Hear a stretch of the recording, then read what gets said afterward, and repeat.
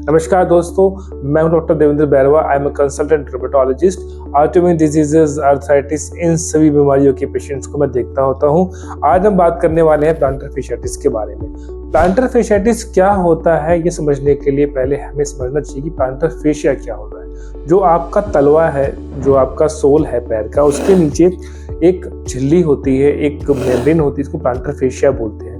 जो भी आपकी फुट की बोन्स है, उनके नीचे ये फेशिया होता है और इसका काम है आपके फुट की बोन्स को प्रोटेक्ट करना। तो ये है आपका प्लांटर फेशिया। प्लांटर फेशिया जो है पैर की उंगलियों से लेकर के एड़ी तक ऐसे जाती है और जहाँ ये एड़ी में अटैच होती है वहाँ पर कभी कभी लोड पड़ने से दुखन होने लग जाती है। इसे ही कहते हैं प्लांटर fasciitis।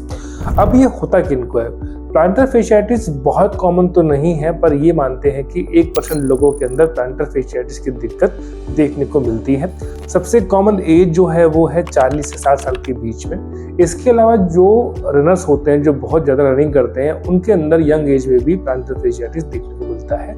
प्रेगनेंसी के भी अंदर 10 से 20% प्रेग्नेंट लेडीज के अंदर प्लांटर fasciitis देखने को मिलता है। प्लांटर fasciitis होता क्यों है? प्लांटर fasciitis होने के 3 ही कारण है। पहला, अगर आपके पैरों पे किसी प्रकार का ओवरलोड है तो। दूसरा, अगर आपके पैरों में कोई प्रॉब्लम है तो।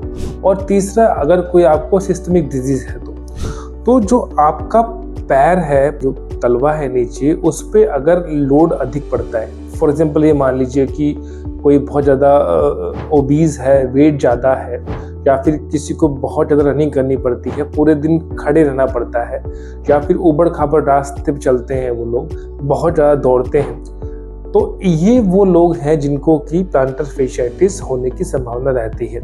इसके अलावा ऐसे लोग जिनके फीट में कोई प्रॉब्लम है, मान लीजिए हाई आर्च फीट है, फ्लैट फीट है, या फिर लिमिटेड एंकल डोर्सिफ्लेक्शन है, या फिर जो पैर की हड्डी है वो ऑस्टियोमलेशिया या ऑस्टियोपोरोसिस की वजह से कमजोर हो गई है, तो ये वो लोग हैं जिनको कि प्लांटर fasciitis हो सकता है। अब देखते हैं कि प्लांटर fasciitis सिम्टम क्या होते हैं। एक टिपिकल सिम्टम जो देखने को मिलता है प्लांटर fasciitis में, वो ये है कि जब जैसे ही आप सुबह सो के उठते हैं और उठते ही धरती पर अपना पहला कदम रखते हैं तो आपकी एड़ी में बहुत तेज दर्द होता है।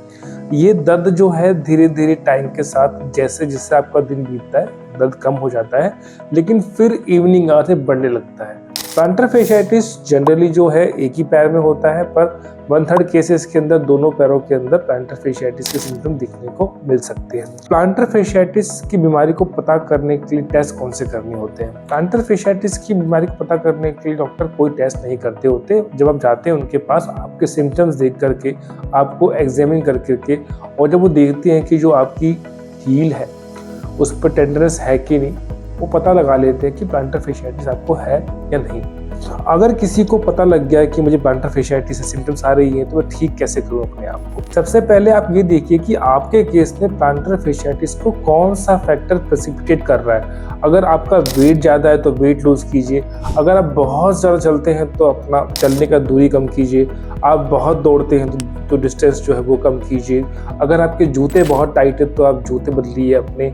ऊबड़ खाबड़ रास्ते चलते हैं तो वो नहीं करना है आपने। नंगे पैर चलते हैं आप घर में या बाहर तो वो नहीं करना है आपने। ये कुछ चीज़ें हैं जो कि आपके प्लांटर fasciitis की जो दिक्कत है उसे कम कर सकते हैं। इसके साथ साथ अगर किसी का विटामिन डी कम है तो विटामिन डी ले, किसी को कैल्शियम डेफिशिएंसी है तो कैल्शियम डेफिशिएंसी ठीक करें। तो इसके अलावा जो आप कर सकते हैं उसमें सबसे पहली जो चीज़ है वो है NSAIDs, यानी कि आपके सिंपल पेन किलर। अगर आप अपना काम नहीं कर पा रहे हैं डेली का बिकॉज ऑफ दिस पेन, आप जो NSAIDs हैं, पेन किलर है, वो डॉक्टर से पूछ करके उचित डोजेज में उचित टाइम के लिए खा सकते हैं। तो कई बार जो है प्लांटर fasciitis के केसेस के अंदर जो है डॉक्टर आपको एक इंजेक्शन लगाते होते हैं आपके प्लांटर fascia में, जो कि जनरली उसमें थोड़ा स्टीरॉयड और थोड़ा सा लोकल एनेस्थेटिक होता है। कुछ लोग टेपिंग करवाते हैं, कई बार पैर की स्प्रिंटिंग की जाती है। इसके साथ साथ कुछ ऐसी एक्सरसाइजेज हैं जो कि आपके प्लांटर fascia को हीलिंग करने में, रिलैक्स करने में, इन्फ्लेमेशन कम करने में भी हेल्प करते हैं। बहुत सारी एक्सरसाइजेज हैं, लेकिन ये 5 एक्सरसाइज ऐसी हैं जो कि आप अपने आप से घर पर कर सकते हैं। सबसे पहली एक्सरसाइज है आपकी प्लांटर fascia स्ट्रेचिंग एक्सरसाइज, जिसके अंदर कि आप प्लांटर fascia को अपने हाथ से हल्के हल्के उसकी मसाज कर सकते हैं। दूसरा है आपका हील रेज एक्सरसाइज, जिसके अंदर कि आप सिंगल फुट पर खड़े होकर के अपनी बॉडी का वेट अपने हील पर लेते हैं। थर्ड नंबर पे है आपकी टो कर्लिंग एक्सरसाइज, जिसमें कि आप पैर की जो उंगलियां अंगूठे हैं उनको आप मोड़ते और उसका छोड़ देते हैं। इसके साथ साथ एक एक्सरसाइज है टो कर्लिंग एक्सरसाइज, जिसके अंदर की टॉवल बिछा कर उसके ऊपर आप खड़े हो जाते हैं, अपने पैरों की उंगलियों से टॉवल को पकड़ते हैं और छोड़ते हैं। इसके अलावा एक एक्सरसाइज है आपकी एंकल हील सर्कल एक्सरसाइज, जिसके अंदर कि आप अपने हील को और एंकल को मूवमेंट करते हैं। ये सब एक्सरसाइज करने से जो है आपका पेन काफ़ी हद तक ठीक हो जाता है। प्लांटर फेशियाटिस से घबराने की बात नहीं है, क्योंकि 70% केसेस के अंदर जो प्लांटर फेशियाटिस का पेन है वो अपने प्रेसिपिटेटिंग फैक्टर को ठीक करने के बाद या ट्रीटमेंट के बाद 6 से 8 महीने में अपने आप ठीक हो जाता है।